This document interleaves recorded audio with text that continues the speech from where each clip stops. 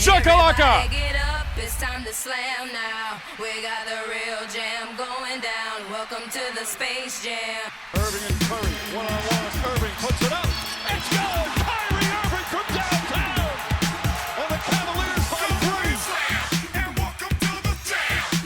Come on and slam, if you wanna jam. Yo-ho! Welcome back, friends, to the Ultimate Warriors podcast. I am Ben Christopher, as always, joined by Teddy. Well, Teddy, you have too many nicknames, so it would take the whole episode to go through them all. I'll just introduce you as Teddy Ballgame. How you doing, Tedster? Doing great. Got my first fantasy victory this weekend, and Browns are in the playoffs, so I'm doing well. Good, man. I'm doing great, too. I'm 2-0. I actually beat you week one, humble brag right there. But I'm excited to announce we actually have a very special guest with us today. Somehow we've gone 24 episodes without him making an appearance. I'm talking about my man, the Mark Sports One Godfather, Mr. Ethan Tabor. Ethan, how you doing, buddy? Mark Sports One. I got to call you out on that. You did fumble that. I've Mark done Sports it. One. Hey, it still sounds good. I don't know. Maybe a lot of people won't catch that. I don't know. I've actually done that on a couple of different ones, and I don't know why. Well, I'm good, man. I'm the polar opposite of you guys in this fantasy league. Although I'm gonna talk shit to Ben now because he's the commissioner guy. He's the one in charge. I forgot all about the draft, which probably is my fault, but I'm going to blame Ben. Fuck Ben. We're blaming him. He didn't text me to remind me that the draft was going on. So my entire team auto-drafted. Oh, wow. I'm 0-2. I'm the reason that Teddy got that first win of the year. So you're welcome, Ted. I'm a giver. I'm a giver. I benched everybody for Teddy to get that W. But I can make some moves, but I appreciate it. Hey, you got it. Other than that, though, no, I'm doing great, man. I cannot complain at all. I'm excited to talk a little bit of basketball with the Ultimate Warrior guys here. So has it really been 24 episodes since I looked today because I was like, how many episodes? And this is number 24. So we got you. I've been on, haven't I? Have I not been on the show at all? No, we've been on with you. We've been on with you. Okay. Yeah. That must be what I'm thinking of. Yeah, that is way too long. Well, I'm glad I'm here. So this is episode number 25. 24. This is 24. This is 24. Okay. I could get down with the number 24. I like that. So, Manny Ramirez. Yeah, I'm down for it. I was thinking like, I don't like who is there anybody else good that's 24? Maybe I'm drawing blanks. I just remember Manny Ramirez for the Indians. That's the first one that comes to my mind.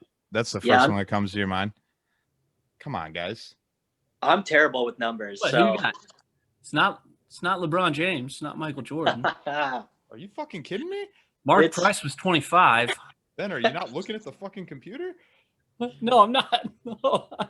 Oh, Nick Chubb, of course. Yes. Fucking Chubb. Come on, dude. I've got my note. I was looking at my notes. Oh my God. I guess you're thinking we should be thinking basketball. This is a basketball show, so I get it. Well, I'm glad that you brought that up because we do have a lot to talk about today. And you showed the Chubb jersey. The Browns made the playoffs for the first time in 18 years. And I definitely want to hear Ethan's thoughts on that. Ohio State is also in the national championship game again. But first, we are an NBA show. So even though, those topics are going to be very fun to talk about, I do want to start with the Cavs. We have a winning basketball team right now. So, Ethan, I'll ask you first because Ted and I have already talked about this a lot. But what has impressed you with this Cavs team? What are your thoughts on the team so far this season?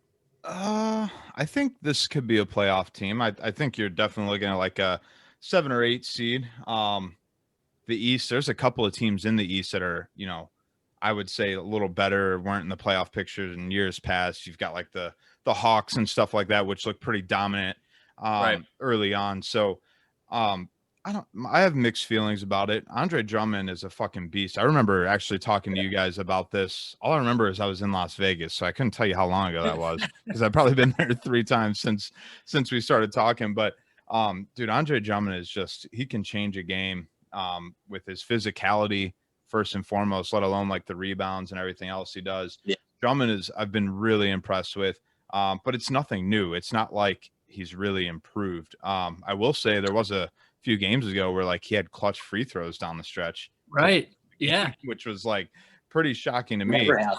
Yeah. Like, but he's gotten better at dude, honestly, I looked at his his free throw percentage. And even just like 3-4 years ago, he was under the 50% mark. I know, 47% and 57% ain't that big of a difference, but it is when when you've got over, at least you could split them sometimes, Right. Makes you feel good. So Drummond is proving the same thing he always has. He's an absolute beast. I'm starting to think, what do you guys think? Do you think he's happy here? Because he doesn't have much to compare it to when you're talking about Detroit. We're a much better ball club. I do see him get frustrated with Colin Sexton like at least 3 times a game.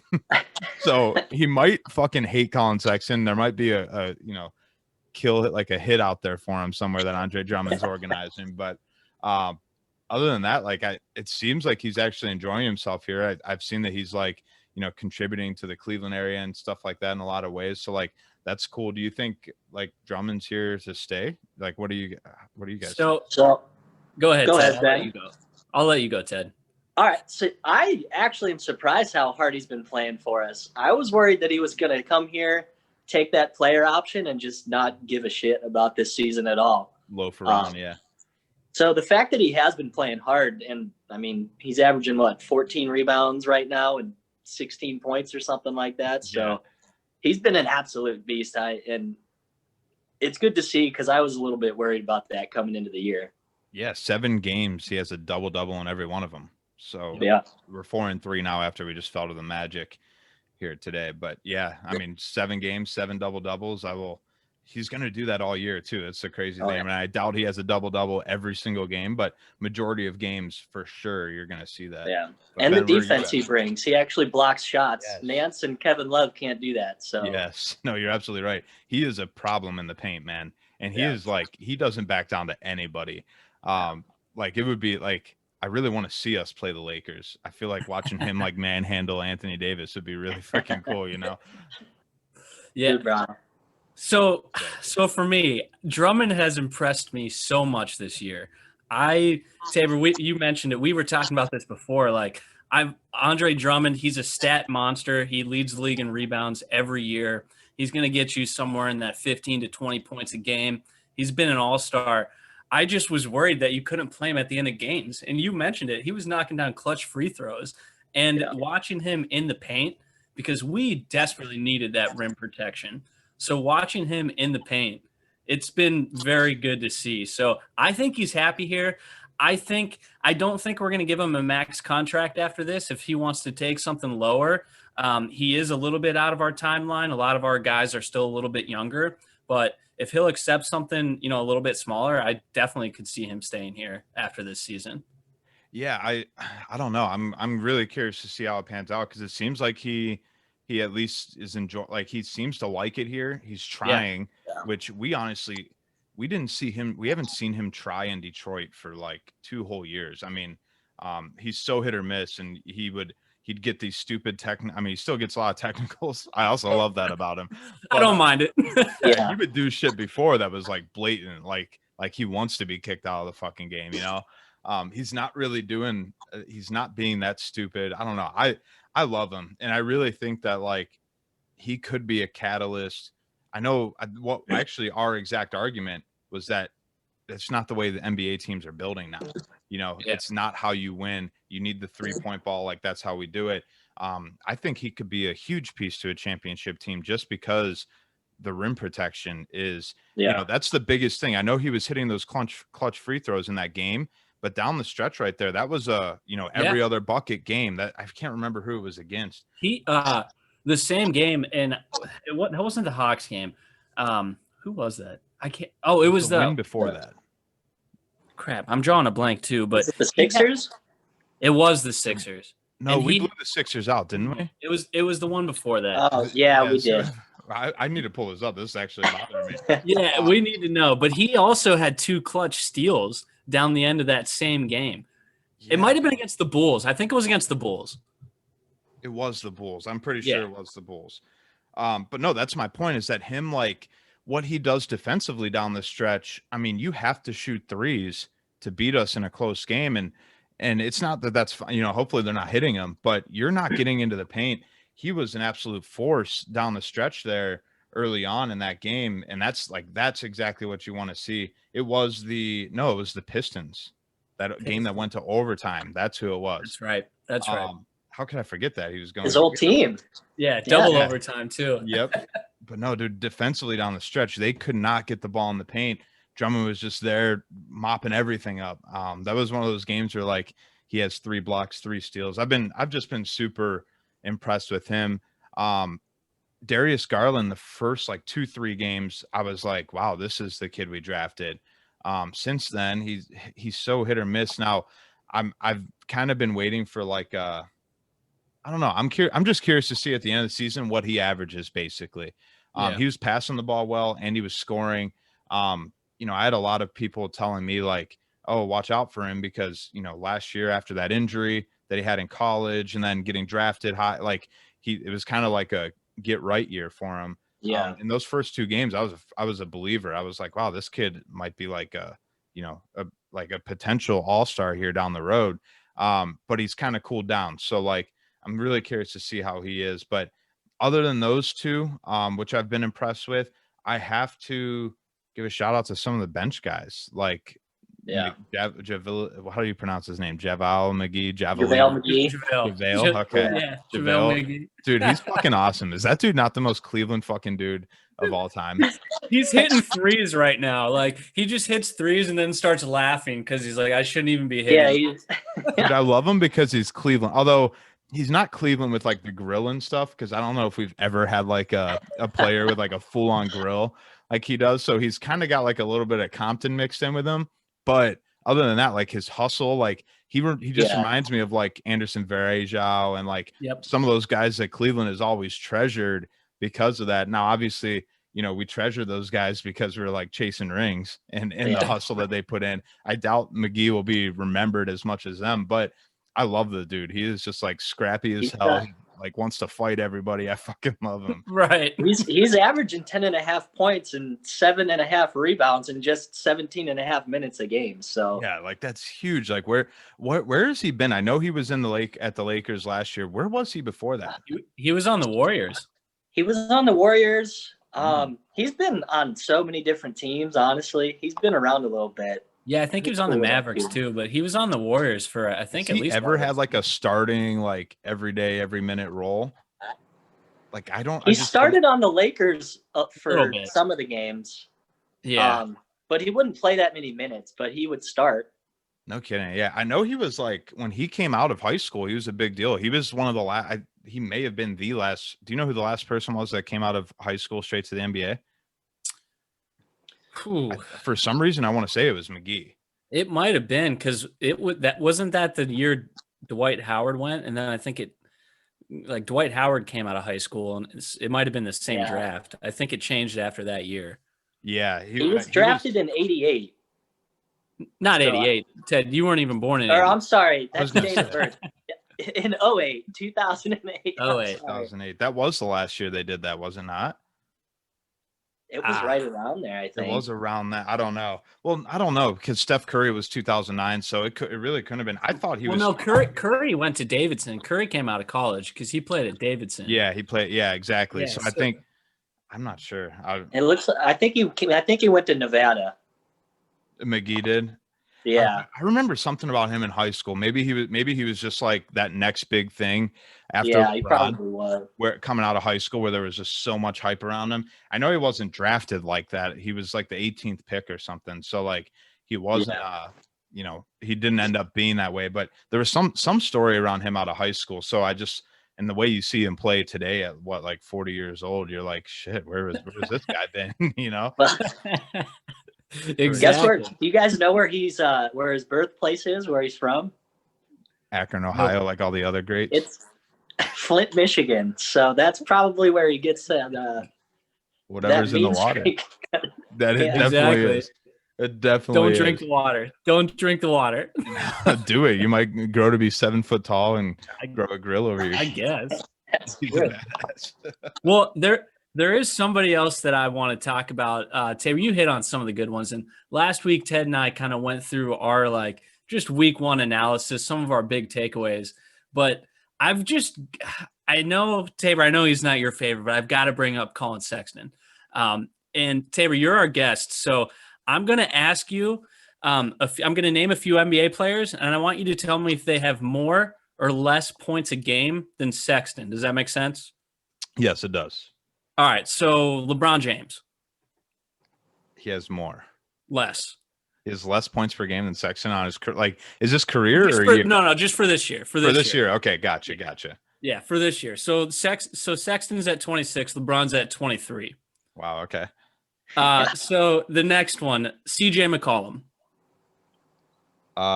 More. CJ has more points than Sexton. He's got 28. He's been killing it this year. Yeah, He's been McCollum's going been nuts. hot. Yep. The Greek freak, Giannis Antetokounmpo, does he have more or less points than Sexton? Ooh, I'm gonna guess more. He has less points. He's at 23.5. Oh wow. How about Luka Doncic? Luka's been off to a really slow start, so I think Colin has more than him. Correct. Yep. Luka's at 24. Sexton's at 26. Yeah. And then the last one, I can go on, but the last one, Kyrie Irving. Does Kyrie have more or less points than Colin Sexton? I'm gonna go less too, only because the only reason I know that is I played him one day and like DraftKings, he only had like 13 points. So fuck him. So he's got less. He actually has more. Really? So CJ McCollum. He's been killing it Kyrie other than that Irving. one day. The one day. Yep. It's just crazy to see, though, that Colin Sexton, and again, he's frustrating to watch on offense. You'd like to see him move the ball a little better, but he's scoring really well. And he is number 10 in the league right now in scoring, but he has a better 3-point percentage at 55% than anybody in the league who's ahead of him on that scoring list. And that includes Steph Curry and Bradley Beal. And there's only one person in the league who's ahead of him, so that in the top 10, that has a better field goal percentage, and that's Jaylen Brown. Surprisingly, I didn't even think Jaylen Brown would have been ahead of him in scoring. Jaylen but Brown started this year off on fire, though. So like I remember the other day he had his career high, and he had his career high in threes, and he did it all on like, it was crazy. He was like 17 of 19, 21 or something like that. It was very impressive. So I don't doubt that. That's absolutely crazy though. He looks like he's always been a scorer, but the efficiency is what I can appreciate. Yeah. It becomes a problem if he's shooting the ball as much as Kobe, because he'll never score as much as Kobe. So as long as he keeps doing what he's doing efficiency wise, I'm happy with Colin Sexton so far this year.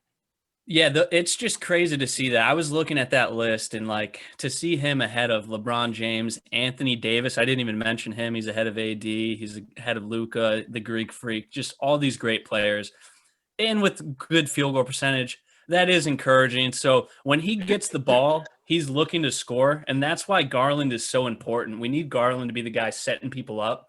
Let Sexton score. We need Garland to be that guy that's getting people open looks.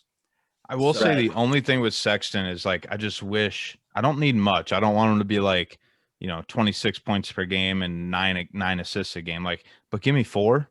Can I get 4? Like that's especially with guys like Drummond, like they could work so well because Colin, I saw a stat today on the Cavs game. You guys probably saw Colin Sexton has the second most points in the paint in the NBA. He has 88. It's only 2 behind Zion Williamson, who leads the league. That's crazy. But that's how he scores. We mentioned the 3-point percentage. He's doing well all around, but he's a dude who just goes to the paint. He goes down and scores. Right. With that though, that could be such a good 1-2 punch with him and Drummond. The attention falls to Sexton. Drummond's left open. Yeah. We should see more dump offs like that. And like I said, just get me by the end of the year, the last 2 months or something like that, average me 4 assists a game, and I'm going to be feeling really good about Colin Sexton going forward. Yeah. 100%. It has been nice. It has been nice to see he actually did learn the kick out pass off his drives. He has been doing that this year, because he wouldn't even kick the ball out last year. He would just turn it over and throw up a wild shot. Yeah. Yep. 100%. So it has been nice to see that. I noticed that too. Like he never passed it out. And that's normally when you see Drummond. I know it's not like Drummond's not normally popping out, but on the rolls, or like Drummond gets so frustrated with him. You just watch Drummond's reactions every time Colin dribbles the ball for more than 3 or 4 seconds. Drummond's like rolling his eyes and shit. But that's like sometimes with the passing, he just he does get a little frustrated with them, and understandably so. But I have seen improvement, just like you said, Ted. So I'm happy with that. Yeah. Well, Ted, is there anything else about the Cavs you want to talk about before we move on? I do just want to bring up the injuries that we have going on right now, because we have a ton of them. We really do. So it wasn't a shock to me that we lost to the Magic today, especially with Exum going down in that first quarter. Which started I heard was Exum and Dotson, right? Yeah. What's that? We started Dante Exum and yeah, that's crazy. Yep. And Exum got hurt in like the first 5 minutes. So luckily it was just a calf strain, so he's just going to be day to day. And they have Garland listed as day to day right now. He hurt his shoulder last game. And then obviously Okora hasn't been playing. Delhi. Who knows if Dylan Windler's even on our team still or not. And then we all know Kevin Love is just constantly has sand in his vagina and can't play. So. Yeah, he does. Right. Dude, at this point, I really would trade Kevin Love for like a new team barber or something, like anything. Honestly, I've heard you guys say it too. I love Kevin Love because he brought the championship here and stuff. But dude, that's just a lot of money for a guy to like. Does he even sit on our bench anymore? I feel like they're afraid he's going to get hurt from somebody else falling on him, so they keep him inside. They probably do. And Larry Nance Jr. has looked really good this year with Drummond in there too. So I agree. Like, Love doesn't bring anything to the table at this point. He's terrible on defense. And I mean, he can space the floor a little bit, but Nance is doing everything K Love would do and more. Yeah. Nance really is. I forgot to even mention him. He's another Cav that I'm feeling good about. I just wish he would look to score a little bit more. That's my thing with Larry Nance is he doesn't, and I can appreciate him being passive, but when you're filling in for Kevin Love, I mean, if this were a good team and Kevin Love were healthy, you're filling in for 22 points a game or, whatever that might be. I'd like to see him look to score a lot more often because he can shoot the three. He's obviously big and strong, and we've seen some of the dunks that dude throws down. I could really see him. It's funny we're playing the Magic, and I'm going to say this, but he's an Aaron Gordon in my eyes. Like, it's a good piece to have on any ball club, honestly. So that's exactly how I see him fit in the bill. And his defense is so much better than Kevin Love's. He can actually guard Aaron Gordon tights and give him a problem. So absolutely right. Not tonight, but most nights, yeah. Aaron Gordon was hot today. Aaron Gordon was hot today. Fucking torched us today. He went nuts. He was hitting threes like he was hitting everything today. He had like 5 or 6 of them. I mean, it's like when they're power forward, who's not really known for shooting, he's known for his high flying ability. Scores, hits 5 or 6 threes on you. You probably lost the game. So it's just how it goes. But Nance, I really would like to see him just in that everyday role. He's more than deserving of it. Even his time at the Lakers, when he was in LA, I know that team was awful, but he was like, he always put up stats. He's always been like a hustler. He does the right things, it seems like, every single play. I can't like sit here and think of one moment where I'm like, oh, what the fuck, Larry? He just seems to do the right thing. I like that being on our team. You don't need, Drummond is the paint guy. Larry Nance is kind of an athletic power forward. So I really like that, that tandem of those two. I definitely agree. He's leading the league in tipped passes right now. Larry Nance is in deflections. He's leading the league. So he gets his hands on everything. Gotta love that. Nice. For sure. Well, the Cavs, dude, they've surprised a lot of people already this year. I listened to a lot of basketball podcasts. A lot of people were saying the Cavs might be one of the worst teams in the league this year. Some of them said they would be the worst. They've taken a big step forward, and we just kind of went through why. But they're not the only team in the NBA. So, Ethan, me and Ted kind of went over a few storylines last week. I'm curious to see what are your favorite storylines from this season that you're really paying attention to. Dude, I don't know. I've got a couple of them. First off, the Suns out of the bubble. They were undefeated in the bubble, right?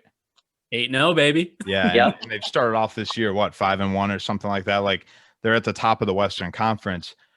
You have to shout them out. I really didn't think Chris Paul would make much of a difference at all because to me, I know Chris Paul is better than Ricky Rubio, but Chris Paul continues to get older. Right. My eyes, the way I look at it is like, okay, you're not really, they're kind of the same player. I would definitely say Chris Paul is a better shooter. But when it comes to passing the rock and getting rebounds and, things like that for a point guard, they're pretty similar. Chris Paul does play some defense though too. So you got to give Chris Paul is pretty good, like all around. But the thing is they're doing it kind of old school. Like there's no superstar. Devin Booker has not played like a superstar all year. I think he's only scored over 20 points one time this season. If not, then it's been twice because I haven't checked, in the last game or two. So, but they're just kind of all around. I think their leading scorer right now is Mikal Bridges. Well, isn't your crush Kendall Jenner? Yes. No, Kylie. Fuck Kendall. Devin Booker. Kylie Jenner. Is that the one? Who's the one that Devin Booker's dating? He's probably just busy. He's dating Kylie's sister. Kylie. Yeah, I hang out with them all the time. When me and Kylie go over there and hang out with Kendall and Devin Booker every once in a while. Yeah, I'm looking at the Suns point totals here per game, and they have 8 guys averaging double figures in scoring. So that's pretty impressive. Who are the 3 off of the bench? Is Cam Johnson's been hot? Is he one of them? Yep. Okay. Yep. Cam Johnson. And I guess Zaric has only played 3 games, but he was averaging 10. And then Cameron Payne. Yeah. Yep. Okay. Yep. Cameron Payne and Cam. Yeah, I forgot they have the double Camerons. Yeah, that's the thing. They've been like, how much is Booker averaging? Is he even averaging 20? Booker is averaging 21 right now, so he must have had a big game recently to bump that up. Get him over that. Yeah, I mean, it's crazy, though. He's not doing nearly as much as what we had expected. Right. Did we lose Ted on the video? Do you still see him, Ben? No, it's giving me a T here. Sorry, guys. Somebody was calling me. Oh, it's all good. I was going to say, I could still hear you, though. I don't want to accidentally hang up on the Zoom, so I was like... I was about to roll with it. I was going to say, hey, at least we got the audio with it. Again. It's got to be one of his girlfriends. Hey, it's all good. Yeah, Teddy 10 chicks over here. Teddy 10 chicks. Just all these girls calling him right in the middle of his podcast. Can't get him out. No, that's hilarious. But no, the Suns have been like they're impressing me. Because they're beating good teams too. Obviously, most contests out there against the West is pretty impressive. But there's a team that might be impressing me even a little bit more than the Suns. And they're doing what they kind of should be in my eyes, but the Clippers, Paul George looks like what was advertised to be, basically when he was with the Pacers. Right. Dude, he the other night, he had 28 in the first half. He was just absolutely on fire. They basically put away that team early. They've been crazy. So I don't know. The Clippers have looked really good all around. I think they made some big additions. I think that they I don't know, Kawhi and Paul George, give him a year. Kawhi has a mask now. We all know what the fuck that means. He's unstoppable.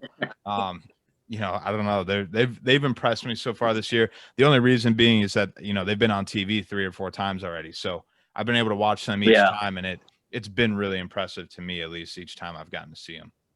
Paul George is still trying to make up for his playoff run that he did last year.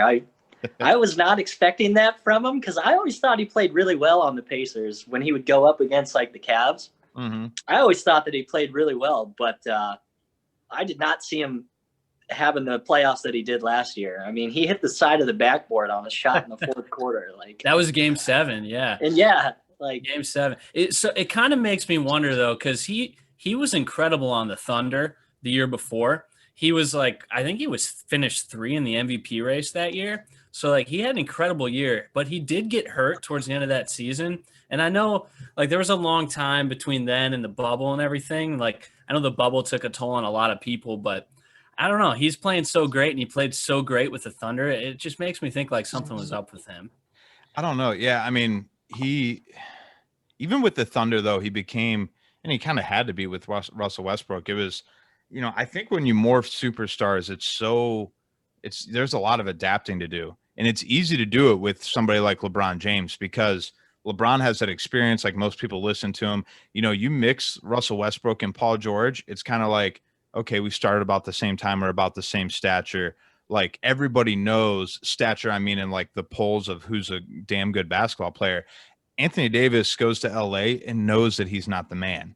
Right. Like LeBron James is always going to be the man wherever he's at.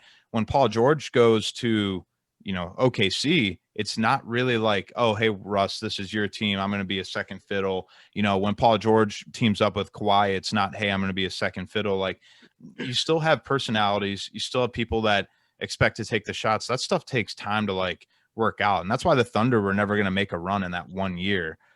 I bet you if they stuck it out together for 3-4 years, they'd figure it out. But, and I think right now what we're starting to see is Kawhi and Paul George kind of figure it out, because like you said, Ted, I was expecting playoff P last year in the playoffs.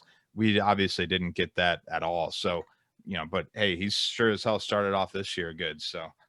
Yeah, I had him as my NBA Finals pick, so I'm still mad at playoff Paul for that one not showing up. Yeah. Hey, I got another question for you guys. What do you see the Wizards doing this year? I don't know if you guys have talked about this. Here's the way I see it. Bradley Beal got them to a 25-win team last year, the 9 seed, so just missed the playoffs. If Bradley Beal can give him 25 wins, how many more does Russell Westbrook add into that? I guess that's my thinking. Can that be a playoff team I mean, they've like coexisted pretty well with their averages, at least. I know they're not winning a bunch of ball games, but where are you guys at on that one? So I'll start. I think they're going to figure it. I think they're 2-4 right now. And like you said, their averages are all like Beal and Westbrook. They're pretty good. Their bench is terrible. They have like nobody backing them up, but I agree. I think they will be a playoff team. If nothing else, because we have the play-in tournament, like we're going to get 2 extra playoff teams, if you want to call that a playoff. Like they're going to be at least in that 7, 8, 9, 10 realm where they're fighting for those final playoff spots. So I definitely see them going there. I think what you already said it. I mean, John Wall just has not been reliable for 2 straight years, and now at least Beal has another guy who can get some buckets. So they just got Hachimura back as well. He was injured the first couple games, so that's another guy to give him a little bit of depth. So I definitely think they'll be around that. I think they'll be right around that 7, 8, 9 range, right where I think the Cavs are going to be. So I think we're going to all be kind of fighting for those. Final I think both of them will make that play-in tournament, and we'll be fighting for those last 2 spots. I think I'm a little higher on them than you, I guess. I'm pretty sure I had them in my 5th spot when we did our you might have playoff projections. So I was pretty high on them. I think you just brought him up. Hakamori coming back. That's big for them. And they're 2-5 right now, and they've won their last 2.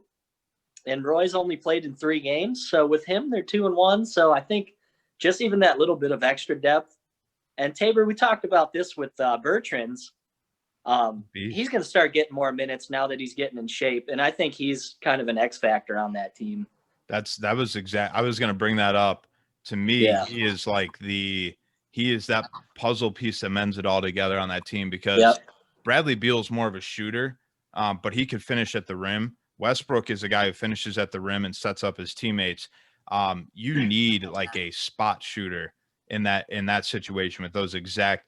And dude, Bertans is like, you could see he'll be 5 foot behind the line pulling the trigger sometimes, and it's like he does not give a fuck, but he makes it, dude. And last year he wasn't healthy the entire year. When he was in, his minutes were limited, and he's starting to climb that ladder of minutes right now. I think they started the season out at 20, and he's logged 30. I think he logged 30 for the first time in like his career just the other day. So that's definitely something to look out. And Thomas Bryant is a pretty legitimate center. I wouldn't say he's by no means a superstar, but he fills that, that hole just fine. And so now you're talking, Bradley Beal, Russell Westbrook, Davis Bertans, who can shoot the lights out of the gym. Hakamura, he was a rookie last year, correct? Yeah. I mean, sophomore season, we could see a lot out of that kid this year. He could score a lot of times at will also, and he gets boards. And Thomas Bryant, that's a pretty solid 5, if you ask me. So I might be leaning more towards Teddy around that 5 seed, but I don't know. There's a lot to still be seen with that for sure. Yeah.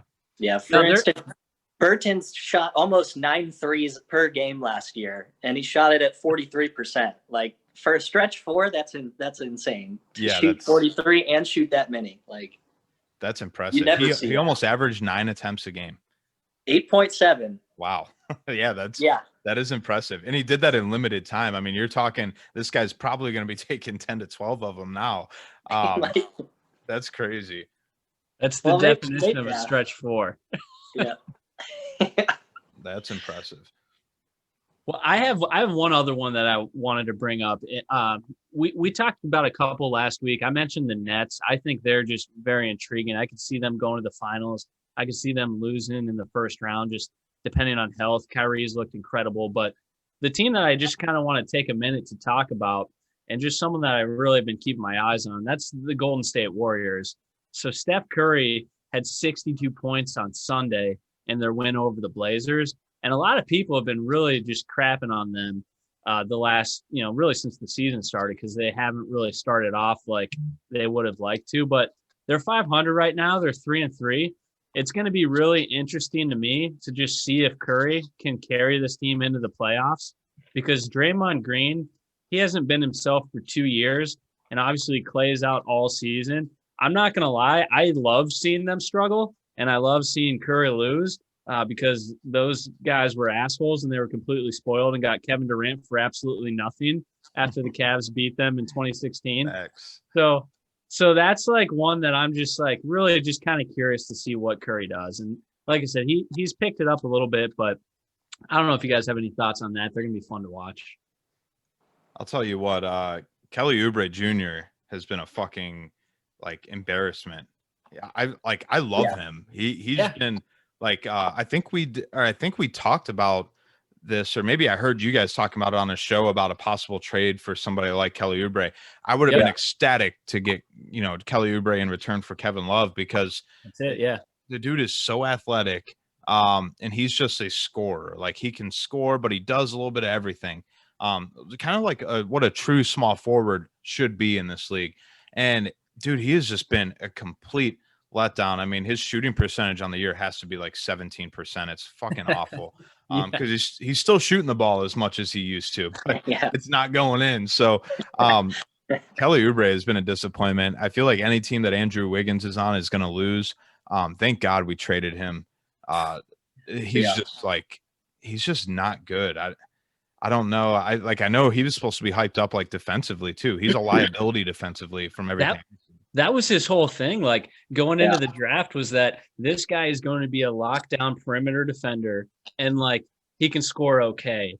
And it's like now he can score okay, but he's not a lockdown perimeter defender at all. At all. No, dude. In DFS, I look at who the fuck Andrew Wiggins is guarding, and I plug that person into my lineup every night. Like, it's him and Trae Young are two guys I pick on all the time, because Trae Young plays absolutely no defense either. But who cares about Trae Young when he's like doing the shit that Trae Young does? It doesn't matter when he's dropping 40 and 15 on people. Who cares that the guy you're guarding, scored 22? But right. I've heard a lot of people talk about just like Andrew Wiggins just doesn't love basketball. Like when he started playing, he was really damn good. So like, he's like, hey, I'm really good at this. But like his heart has just never been in it. Like he doesn't have like that work ethic like you would see Michael Jordan have in The Last Dance. And his nickname is, well, at least it used to be Maple Jordan. Like he does not have that drive. Like it's just not there. So like he just doesn't have the heart. He just was blessed with this incredible talent, but he doesn't have that work ethic. Oh, I agree 100%. And the last person that I forgot to mention, I do like Wiseman. It looks like he's a solid pick. That's We're not giving him full minutes yet. I think he's like capped around the 23, 25 range right now. Like, I don't think he's went over 25 minutes in a game, but he's had some very solid games. So, I do think, unfortunately, the Warriors will come back to greatness at some point. It all just depends on how old they're going to let Steph Curry get before Klay Thompson can see a season. Because I mean, you're still looking at, I don't think Draymond Green will be relevant in it, but hey, you could take Draymond Green and Andrew Wiggins and get somebody pretty decent for that. And now you're talking about a lineup of Wiseman, Steph Curry, Klay Thompson mixed in with somebody else pretty damn good to, fill in for those two bums. And that's a good start, if you ask me. I guess you got Kelly Oubre too, if he gets his head out of his ass. So they're I interesting. agree with you guys. I think Oubre will pick it up at some point. He's too good to not figure it out over there. Think about it too. And He they didn't did just play get in the bubble, Draymond did back. he? What's that? He didn't play in the bubble. I'm sorry to interrupt you, but Kelly Oubre, I don't think he played in the bubble. I think he was hurt for the Suns. I know he was on the Suns. He did get hurt. Yeah, I'm not sure if he played any games or not, but the Suns went 8-0, but I I think he got hurt before the bubble even started. So I think you're right, actually. A lot like the Cavaliers and these teams that didn't even go, this guy literally hasn't played competitively in a year. So I could get down with that, Ted, that he probably will likely, figure it out at some point. And it's a new team. I mean, that too. Yep. He's got to learn the system. He's got to figure out where he fits in playing with Steph Curry. And they did just get Draymond back, which I don't think he'll be as good as he once was, but he's still better than whoever's on their bench. They got Pascal or whatever his name is. Yeah. Yeah. He's better than him. So the other one is like Toscano Anderson. I love when I see that guy come in the game. Because he doesn't even look like he should be playing the sport at all. So right. But you're right. Draymond is better than any other option they have. He can't stay healthy. And then what do you know? He played yesterday, didn't he? And I think I'm thinking it today. DeMarcus Cousins got ejected after like 2 minutes in today's game. That's classic. Draymond got a technical on the first minute of the game yesterday. And I'm like, oh, there's Draymond. And they had the game on TV too. And I think they double technical Damian Lillard and Draymond. Draymond was on the bench though, and all you see is him still just over there. He does. All you see is his fucking big ass mouth running all the time on the bench, and that's exactly what he was doing. He was trying to run out there like the Karate Kid and kick somebody in the dick. 100%. He's dying to do it. Get this stat line that he had against the Blazers last game. Draymond Green, he played 28 minutes.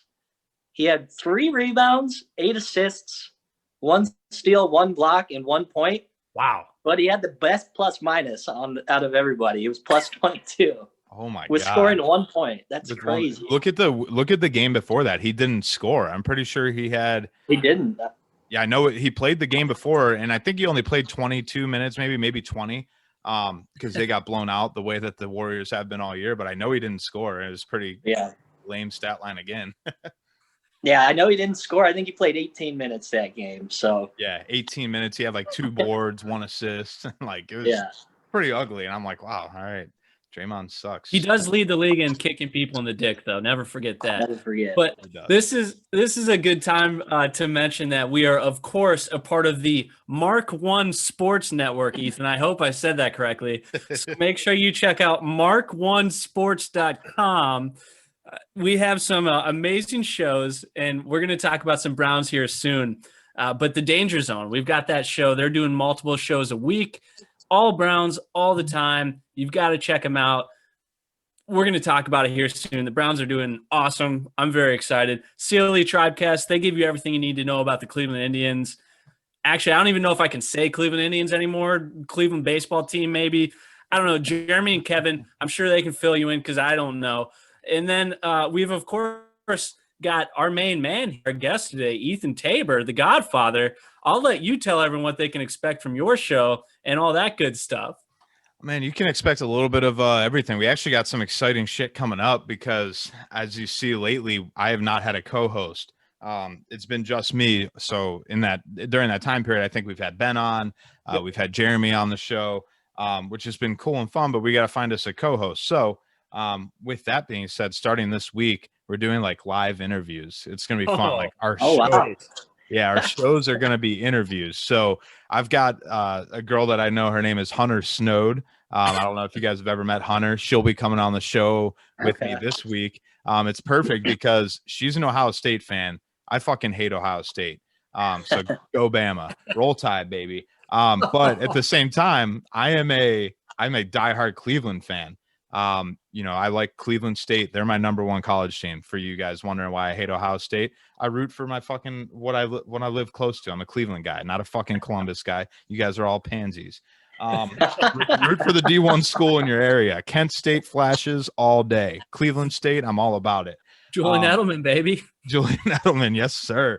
I'm a Josh Cribbs. I mean, the list goes on. Nick Saban. How can I not root for Bama this weekend? You guys are faggots for not doing it. But no, and then I'm obviously diehard Cleveland. She's somehow a Steelers fan.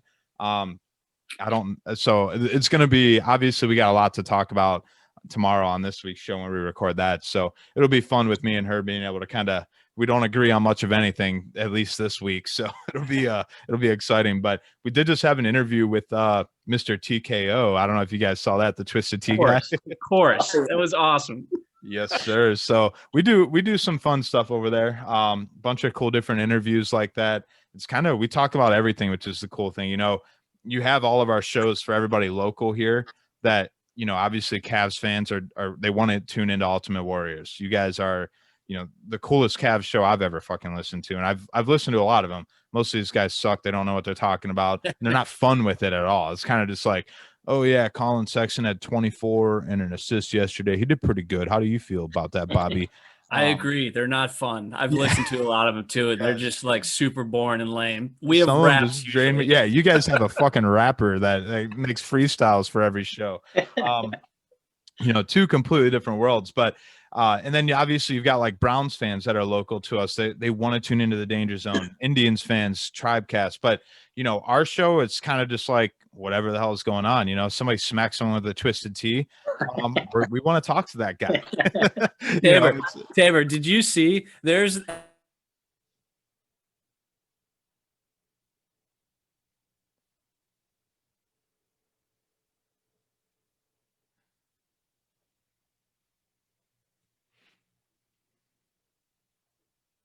slaps him with the twisted tea?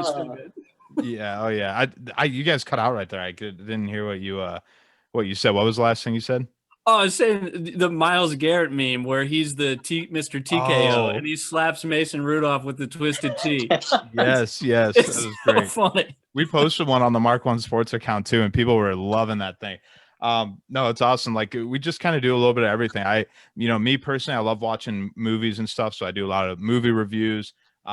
We talk obviously Cleveland sports with sports all over the world. That way we're not really missing the beat on anything, so it's fun, man. I'm excited. But we're gonna talk some Browns yet? Yes, that's where we're going, man. I'm itching. So let's just get to it. So look, I've been a Cleveland sports fan since as far back as I can even remember, my whole childhood, and I have some really great highlights. The Cavs winning the NBA Finals in 2016. The Indians have made multiple World Series that I've seen and felt like I was a little bit of a part of. But the Cleveland Browns, the only good memory I have is when Myles Garrett beat the crap out of Mason Rudolph with his own helmet. That's like the only good memory that I have. So I don't think there's any other ones. So we ended this season 11-5, which hasn't been done for the Cleveland Browns since 1994. And usually, 11-5, you have a good chance to win your division, but we have a very hard division. The Steelers had a great year. They've really been slipping towards the end, which we're going to talk about. The Ravens had a good year. There's a team called the Washington Football Team. They won 7 games this year, and they are making the playoffs. They won the division. So we're a wild card team, but we're right there, and we get to play our rivals, the Steelers. And if you live in Northeast Ohio, that rivalry is a real thing. Tabor, you kind of mentioned it. We have people around here who, for whatever reason, have become Steelers fans. I'm assuming it's just because they had a few winning seasons, and they always just piss me off. I see them wearing their Steelers gear, and I'm like, what are you doing? Like, we live in Ohio. We live near Cleveland. Like, why are you doing that? So, Tabor, you're itching. I'm going to ask you, what do you see happen here on Sunday? What's going to happen? I think the tables turn a little bit here, guys. I think Pittsburgh has ran this division, ran over the fucking Browns for as long as I can remember, whooped our fucking ass. I think we split the season series with them. I don't care if the fucking bench players were playing. All they were missing was their center and their quarterback. We were missing an entire defense. So shut up. You also just played the third string of the fucking Cincinnati Bengals the other, 2 weeks ago and lost to them. I don't want to hear this backup shit that they keep talking about. I think the Browns players hear that. I think they hear them all saying this, that, oh, we only won by 2 points against their backups. Dude, I think the freaking tables turn here. The Steelers, the last 4 weeks of the season, they won their first 11, so their last 5. Right. They've lost 4 out of the last 5, and they look fucking abysmal. They do not look good. They do. I'm not afraid of that defense. I honest to God, I was telling somebody today, don't even pretend to try to stop the run. Have your linemen there to pass rush, and hopefully they tackle a running back, because they're only going to run the ball 8 times. Drop your linebackers up back into coverage this week. I think the Browns, I think it's going to be a close game. I don't think we're going to, beat the living piss out of them. But I think today, or this week, so it's Sunday, 8:15, I Right. think when we witness the kind of like that culture shift, the division just kind of takes this massive turn on Sunday, where the Browns and Ravens at least are now the teams to beat, and Pittsburgh falls down towards the bottom of that, shit pile that we've got down there that the Browns have been a part of for so long. So I really think we match up well with them. I think Stefanski, I was really upset with the way that he coached on Sunday, but I'm starting to be a believer that he was trying not to give away too much. Yep. That's exactly what I was going to say. I think that he definitely did. He didn't want to show him everything in his hand. And and I hope that's the case. I need to see Nick Chubb in most of the game. That's my biggest thing. Kareem Hunt is good, but we don't need a freaking like one of those systems where we're swapping in running backs every other, especially not in the when it playoffs. matters. Yeah, not when in the it matters, exactly. I want to see Nick Chubb, and I was really pissed off yesterday, or Sunday, when the game was playing, because it was like 4 minutes left in the game. We had the ball. And, last series, we need to run out the clock. We go 3 and out. Why? Because we handed the ball to Kareem Hunt 2 times, and he just didn't, it's not that Kareem Hunt's bad, but yesterday, Nick Chubb was averaging almost 10 yards a carry. Clearly Nick Chubb was making a difference. Kareem Hunt was averaging like 2.8. So yeah, we didn't get the first down, and then they go down and score a touchdown and have a chance to tie it with a 2-point conversion. I was frustrated as hell. Those are Nick Chubb carries. 4 minutes left in the fourth quarter with a lead. He does that shit in the playoffs. I'm going to fucking drive to Pittsburgh and tell him to his face, probably punch him. It'll drive me crazy. So yeah, I really do think though that we're going to see a little, turn of the tides here. I'm a believer in it, at least. I just don't think Pittsburgh's good this year. Honest to God, and I have to ask you guys this, if you could play any team in the AFC in the playoffs that made it, who would you pick? It's Pittsburgh. Maybe the Indianapolis Colts. Maybe. Yeah, I would go with the Colts. I don't want to see Tennessee, though, and Derrick Henry. And the Colts have a much better defense than Pittsburgh. I know Old Man Rivers, I know their offense ain't going to do much to us, but Jonathan Taylor, their running back, has looked hella good the last few weeks. We all know the Browns can't stop the run. So in my thinking, a slight edge to the Steelers. But at the end of the day, we're playing the Steelers this week.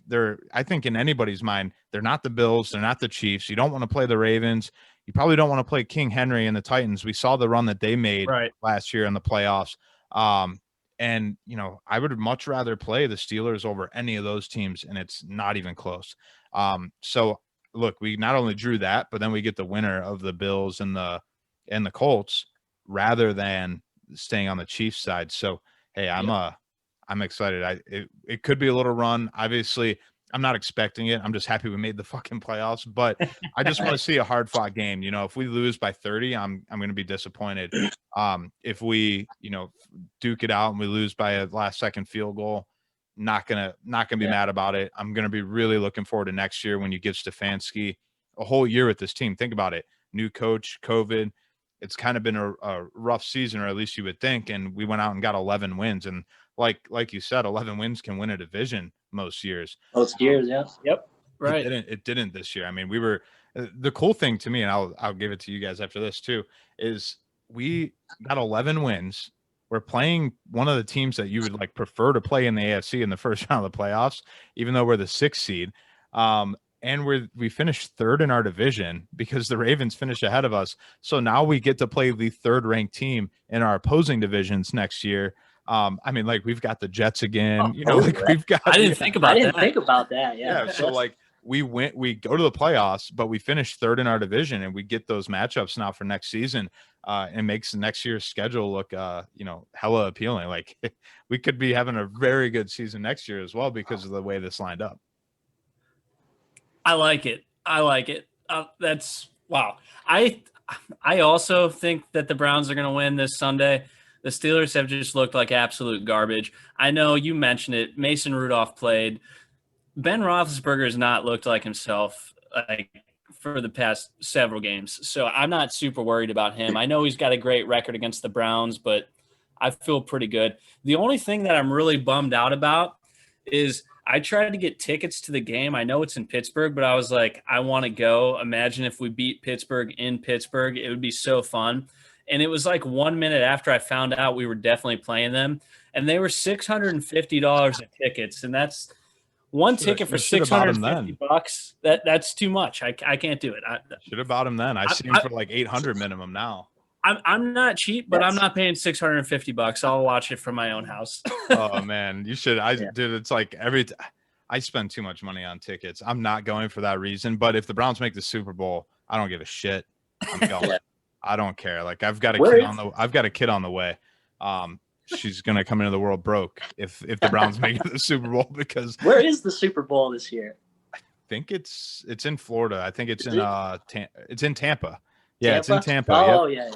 Yeah. You're right. Just remember that with the Tom Brady effect. So Tampa Bay. Yes, sir. So I don't care. I'm going if the Browns make it. That's for sure. Ted, I'm not as confident as you guys in the Browns. I'm still a little worried. We only beat Mason Rudolph by 2 points. I mean, and it's the Steelers. We haven't been able to beat them in a big game in my entire life. Yeah. I think our injury report's going to make a big deal. If we can get some of our secondary back in time, I do think we can win. But if we're playing with the same secondary as last week, I'm not going to – I think it will be close no matter what. But if our secondary is not back, I think we're going to struggle. And I think our best chance, as you mentioned, the Tennessee Titans, we need to give the ball to Chubb like they give the ball to Derrick Henry. I mean, I want Chubb to go for over 200 yards and have 25 rushes. Like, that's the best. I think that's the number, like 25 minimum. Like, you have to guarantee Stefanski has to tell himself going into this game, Nick Chubb gets the ball 25 times no matter what. Almost like the freaking draft movie where it's like Vontae Mack, no matter what. Give the fucking ball to Nick Chubb 25 times no matter what. Make it 30. I'll be happy. Some promising things, though. We did get Ronnie Harrison back last week. You only saw him on the field for like a very limited amount of snaps against the Steelers. I think that was part of Stefanski's plan. But, I mean, Ronnie Harrison is perhaps a top 10 safety in the league. And I didn't even realize he played last week. Yeah, so he only played. Good to know. Yes, he only played a few snaps. So I think he'll be like full workload come Sunday. I think the plan was let him get in a series or two because that's really all I saw him on the field for. And then obviously we were missing Denzel Ward, and we've seen it all season because Ward has missed a few games between COVID. He had a couple injuries. When he's not on the field, that secondary looks atrocious. When he's on the field, it's manageable. You can live with it. Ronnie Harrison's another one who's been hurt all year. If we can get even just those two guys back, I mean, I'm not even asking for Greedy Williams and, all the LSU guys that we've got back there. Just give me those two. And I think we can, that's going to bolster that defense significantly. They were also resting Myles Garrett quite a bit. I noticed him off on the sideline. I know he's been struggling with his conditioning ever since he had COVID. So I'm hoping they were just resting him for strategy reasons and not because he's still struggling with that. I agree. And I can tell you the only reason Ted's worried is because he has PTSD because we went to Pittsburgh last year when we should have beat them. We lost to a duck. We lost to Duck Hodges, and Ted and I were there, and we were going nuts. We were cocky. We thought we were going to win. That's the only reason. Ted's got PTSD. Yeah, I think I do. You're right. Well, get this, guys. I'll give you the final prediction. Browns win 30-27. Game-winning field goal, 48 yards by Cody double doinker. Cody Parkey gets redemption in Pittsburgh, 48-yarder to win the game. Nick Chubb goes for 150, doesn't quite hit the 200 mark, Ted. It's going to be an all-around effort, and I think the Browns are going to win it 30-27, game winner for Cody Parkey. And then we cut him because we know he won't do that shit again. You don't think they'll put in Jamie Gillian for the field goal again? At this point, they fucking might, honestly. They might. They have no trust in Parkey. So a 48-yarder, it's going to have to be like 4th and 22 for them to give him the kick. Like, if it's 4th and 15, they might say, fuck it, go for it. So it'll be exciting to see, but that's my prediction. I like that. I like that prediction. I think the Browns are going to win 940-0, but that's just me. I like it. I like it. Who's going to have 30 touchdowns in that game, Ben? Who's Nick Chubb? Jarvis Landry will have 10, but Nick Chubb will have like 20. So there we go. Perfect. I love it. Ted, what's your prediction? I know you're kind of iffy on it, so you're taking the Steelers in a close one? No, I'm still leaning towards the Browns right now, just because I'm such a homer. But I really hope those guys are healthy, or else I might have to switch my choice. But I think it's going to be close. I'm going to go with 21-17. Low score. I like it. Okay. I can get down with that. Either way, we got 3 people picking the Browns to win. One of us has them by 900. So and 40. And 40. Don't forget 40. that. And 40. Don't forget that 40. So I like that, but I don't know, dude. I just can't wait. I am kind of bummed that it's the last game of the weekend, because it's like we've waited 18 fucking years to get here. Now you're going to make us wait 18 years and 5 other games of football, because it's going to kill me inside. And like, it just sucks, because I fully planned on going to Pittsburgh, even if I didn't go to the game. Like, I was going to do something for the game. Yeah, but it's not till 8:15 or whatever. Like, by the time the game's over, like most people have to work Monday. Like, you can't. It's early in the year. The Cavs or the Browns haven't made it to the playoffs in 18 fucking years. Use a vacation day Monday. Nurse that hangover. Start drinking again to watch the Roll Tide happen on Monday night too. Take Tuesday off. A little Monday, Tuesday vacation action. It's perfect. Let's do it, Tabor. You're coming with me. We're going to Pittsburgh Sunday night. It's gonna be fun. Oh, done deal. I'll bring some Molotov cocktails. We're gonna fucking light the place. I don't like Pittsburgh, Ben. We're gonna light it up. Oh, I love it. Well, hey, you actually mentioned, so there's one other one, and just to be frank, I watch one college football game a year, and it's usually the national championship, so I don't know jack shit about the Ohio State Buckeyes. I was surprised to learn that Ethan Tabor is not a fan. I would have expected you to be a fan of them. I'm with you, and that's the thing. Like, they're in Columbus. It's not Cleveland. Like, it's not like they're right down the street. If Kent State or Akron or Cleveland State, whatever, if they were in the national championship, I'd be a lot more excited. But it is an Ohio team, and most Browns fans also like the Buckeyes. So I got to get your predictions on that. I know we just kicked the crap out of Clemson. That was a pretty big win for Ohio State. Dabo Swinney was talking some crap. Trevor Lawrence looks like a girl. I'm surprised he can even be on a football field. So I was pretty happy to see us kick the crap out of those guys. But Ted, I'll start with you this time. Ted, what do you think? Is Ohio State going to do this? So I'm kind of in the same boat as you guys as well. I don't watch a whole lot of football, college football, that is. I did watch some of the Ohio State games this year, though, and they already exceeded my expectations. I thought we were going to get beat pretty bad by Clemson going into that last game. Me too. I thought that score would be reversed from what it was. So anything they do from here on out is just extra Bonus. to me. So I'm not very confident they're going to win, but I thought that last game too. So maybe they can surprise me. Tabor, what do you think? Yeah, I know you seem to have a strong opinion here. Yeah, on Bama. 48-21, Nick fucking Saban. That's it. Ken Golden flashes. Can't go wrong with Nicholas Saban here. Yeah, I don't know. I'm honestly with you guys. I don't watch like any college football. Yeah. I don't know why I'm such like maybe it's because I play so much daily fantasy sports and stuff like that. I follow pro sports religiously. I could tell you any stat about anybody, honestly. But college, I have no idea who they are until they're about to come to the pros. I just never really get into it. Maybe it's because the players change so often and stuff like that.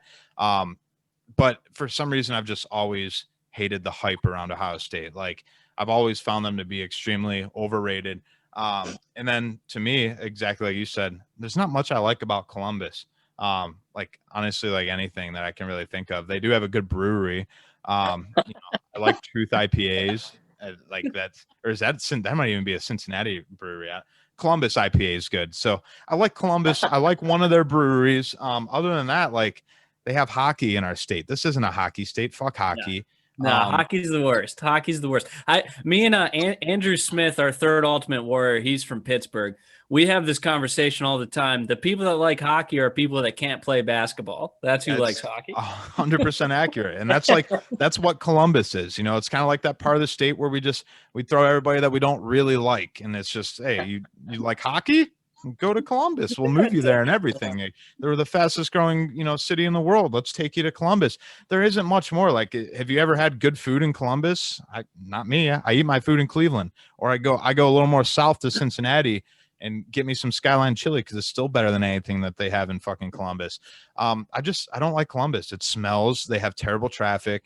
And the Buckeyes just annoy the shit out of me. I just think they're overrated. Never been a fan. So naturally, I have to root for Bama because they have a piece of Kent State in them. And I'm a local fan. That's right. I root for who's local to me. Cleveland State ever makes it. That's my real team right there. Well, I have to agree with you. Columbus has the absolute worst traffic ever. I've had many meetings down there, and trying to get anywhere in the morning is an absolute nightmare. That's no good. But that being said, I've still got Ohio State winning 940-0 just because I just think we're going to have a great weekend for Ohio. So I've got Are we all okay with like sacrificing a Buckeyes win if it gets us a Browns win in the playoffs? 100%. I would say yes, no doubt.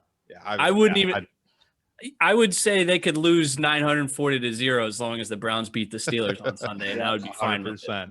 That's my big thing with the Browns this weekend, man. Is it's just like, what a perfect opportunity. Like I talked about, like turn of the tide, like, switching the way that everything's been going and how it's going to go. Just like how cool would it be to fuck Pittsburgh up on a national stage, the last playoff game of wild card weekend, and turn the whole thing around right there. It would just be, nothing can make me happier. Like a playoff win would make me happy regardless of who it's against. Give it to me against the Steelers or the Ravens though. Yeah, yes. I'm going to be following that. I'm going to need hospitalized like the Viagra commercial because I've had an erection for more than 4 hours if we pull that one off. So watch out. Call an ambulance to my house about 3 a.m. on Monday morning. That's it's what still I got. hard. It's still hard. I sold that to somebody earlier. They were like, "Isn't that only if you take Viagra?" I was like, I think it's more of a problem if it's just natural. I feel like that's worse. So I don't know. But no, that's what I got. Browns win, Bama win. That's my predictions. All right. Hey, I've got both Ohio teams winning. But like I said, I don't know anything about college football, so my opinion means absolutely nothing. But the last thing we've been doing this recently. Ted, I would like to hear your obscure CAV of the week. We're going to see if me or Tabor can get this. I think I'm 2 for 3 on them. So I'm hoping I can continue my winning record here. All right, let's see if you guys can get this. He was the 6th pick in the 1998 draft out of Michigan. He did not have a typical body that you see in the NBA today. And he was known more for his name, really, than his basketball. Tractor Trailer.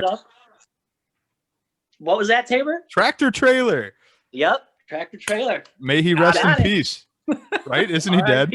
All right, R.I.P. Tractor. But R.I.P. was my last hint. You got it before it. Nice job. Good work. I had a feeling as soon as you said I knew it before you said the name. I think you said like his body doesn't have a typical body that you see. Yes, yeah. As soon as you said that, I was like, "Yep, this is Tractor." And he had, for his body, Tractor Trailer was the perfect name. Perfect. He's a badass. Absolutely perfect. I'd like to say his I remember when we real name was drafted actually Robert. Robert Tractor Trailer was his real name. So is his last name really Trailer?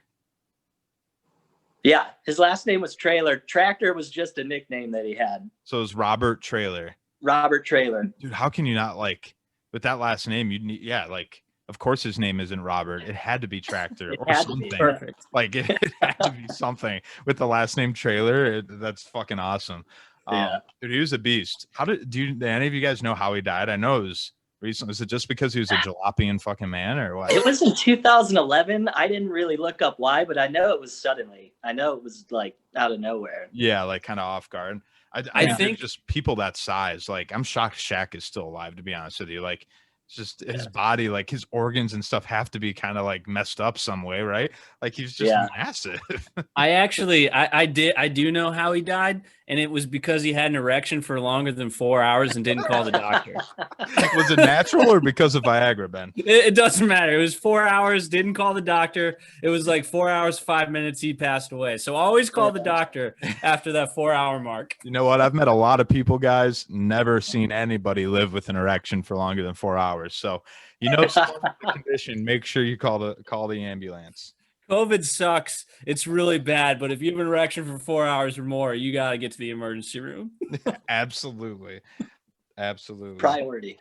Hey, I got to mention this too, because I know we're about to wrap it up. Yeah. The Sacramento Kings and Golden State Warriors are playing right now. Golden State's looking like they might go back to back. It's only the first quarter, but they're up by 16 already on the Kings. Kelly Oubre Jr., though, a smooth 2 for 5 to get the night started. He's got 7 points. Very smooth. So, and he hit a 3. That might be his first one of the fucking year. He's actually been that bad. Wow. He hit a 3. He is 1 for 2 on 3-pointers. So I am excited to say maybe Kelly Oubre is back. I would love to start playing him every night. 40% would be an increase in percentage for him if he's 2 for 5 right now.